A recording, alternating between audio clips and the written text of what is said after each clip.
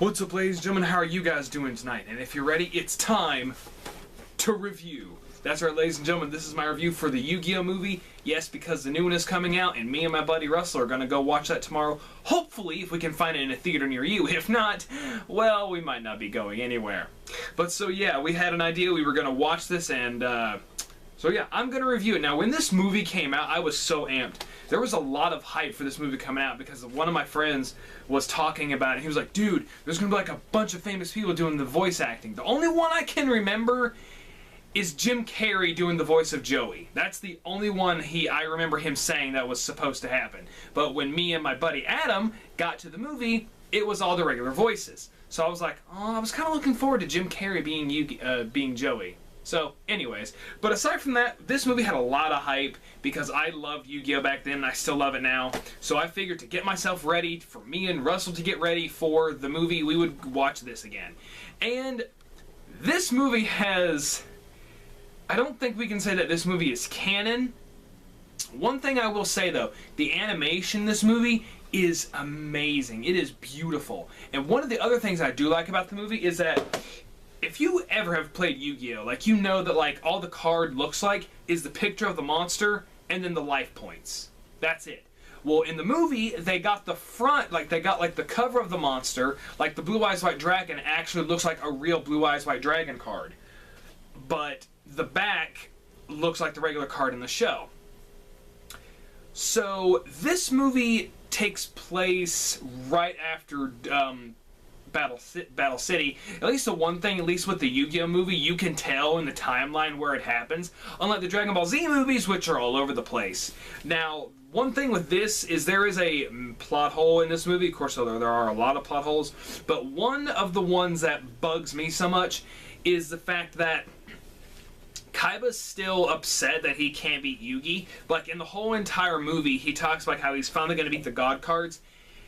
And the thing is, unless that this movie kind of takes place in a different universe, but it kind of doesn't because they even say, after the Battle City Finals, Kiaba knows how to beat the God cards. He can read the descriptions of the freaking Winged Dragon of Ra. He had Obelisk the Tormentor. He studied all 3 Egyptian God cards one whole entire night while Mokuba was sleeping. I should know.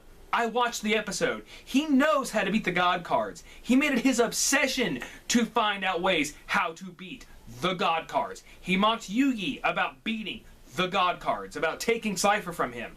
He knew Obelisk like the back of his freaking hand. He kind of knew Ra, but that's just because he could read him, but he studied the God cards. Kiaba can beat the God cards.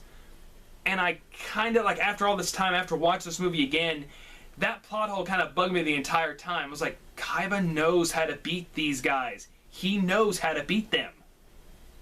But, so like, the whole entire thing is with this, is this movie... Oh, I'm sorry. If you guys don't want to know what happens in this movie, stop watching now, because I'm going to kind of go into spoilers. But basically, the whole entire thing with this movie is this has something to do with the fact, like, when Yugi put the Millennium Puzzle together, he awakened an ancient spirit called Anubis, the Egyptian Lord of the Dead, who actually is a real Egyptian god that the Egyptians worshipped. I don't know much about him, but I at least know that he is one that the Egyptians worshipped. And when his tomb gets discovered and they put it on display, his spirit somehow gets awoken, and he comes back to basically do what he was wanting to do, take over the world, you know, the usual stuff. So it's up to Yugi to play Duel Monsters to save the world somehow. I have no idea how that works, but always in the show, it's like, in order for me to beat you and take your soul, we must duel. In order for me to do anything, we must duel. In order for me to take a piss, we must duel. But like, they get like a lot of the characters from the original cast. We have Seto Kaiba, of course, Yugi, Mokuba, Taya, Tristan, Joey. The banter between Joey and Tristan is always funny. It's hilarious. One of my favorite lines the whole entire movie is, "Wow, you're a regular Sherlock Holmes. Did you come out with that one all by yourself?" Or there's a crowd who's wanting to basically duel Yugi because, like, they talk about on the news like how awesome of a Duel Monsters champion Yugi is.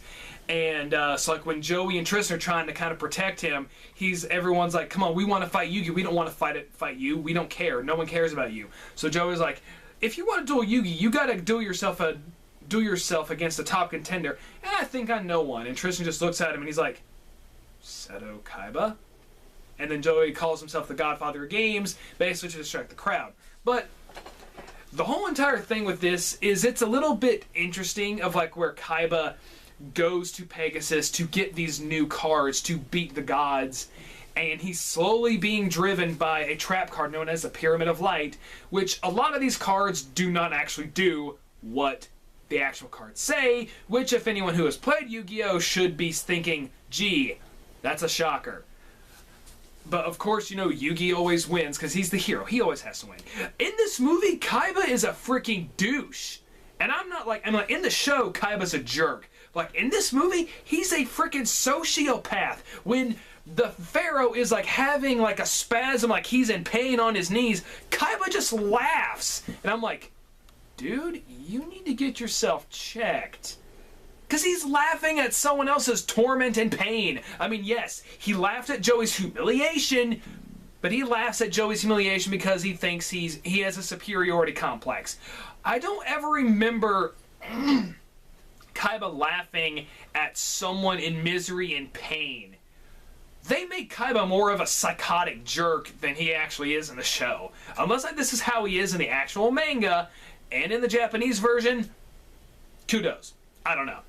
But the whole entire time, Kaiba is like obsessed with destroying the god cards, and he eventually does. One problem though with this movie is a lot of things don't end. They just stop. So like when there's a couple of duels going on and you think someone's life points would drop to 0 or do nothing, the duel just stops. Like an example, Joey's dueling against like this one kid in the crowd. So he sacrifices 3 of his monsters to summon a monster that would destroy all of their monsters. And for some reason the duel stops. I have that card. It just destroys your monsters. It doesn't destroy your life points. Unless like there was cuts like where they didn't also add Joey going attack. A lot of things in this movie just stop. Or there's also another scene when Kaiba draws, he doesn't take a turn. Yugi just draws and does his own thing. Me and Russell were pointing out plot points, but I think it's his turn. He did just draw a card. This movie does have a lot of plot holes, and another thing that me and Russell wish that they would do is Anubis has the head of a sphinx, and even in the movie they show like in the premonition that, or the dream that Yugi has, that Anubis has a sphinx head. But when he finally appears, as Russell quoted it, hey look, it's the Egyptian version of Arnold Schwarzenegger, just with like a little dot on his head. And just like us watching this movie, just laughing at like how a lot of the things that the cards do actually don't do is always fun. But like, that's like really the only thing. I did like this movie, and I'm glad that I got it for Christmas when I did. Funny fact, when you went to this movie, they actually gave you 3 cards. They gave you the Sorcerer of Dark Magic, they gave you Blue Eye Shining Dragon, and Water Pond. My friend got the Sorcerer of Dark Magic. I got Blue Eye Shining Dragon. And he wasn't happy. He was mad. It was like he got kicked in the pants because I guess he thought he was a better duelist than me, which is probably back then was probably true. Now, I don't know, but I guess like he was just jealous that I got Blue Eyes and he felt like he should have gotten it. But overall, even like a lot of the things are still in this movie, it's an anime movie. I don't think it's canon because I never mentioned, as far as I know. I'm going to give the Yu-Gi-Oh movie... I'm going to give the Yu-Gi-Oh movie a C+ to a B-.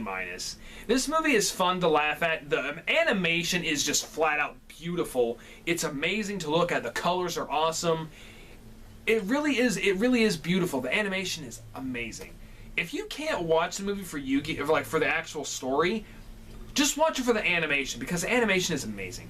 Guys, this has been another episode of Phenomenal Views. Put in the comments below, if you have watched the Yu-Gi-Oh movie, what do you think about it? Are you excited for the new Yu-Gi-Oh movie coming up? I know I am. My roommate Russell sure is. And I also want to take time to say thank you for the guys who are watching this video. I hope that you have enjoyed it, because that's what I love doing, is bringing you guys entertainment, and it's always fun. Well, guys, it's going to be time to duel soon, because it's time to duel. Have a good day, guys.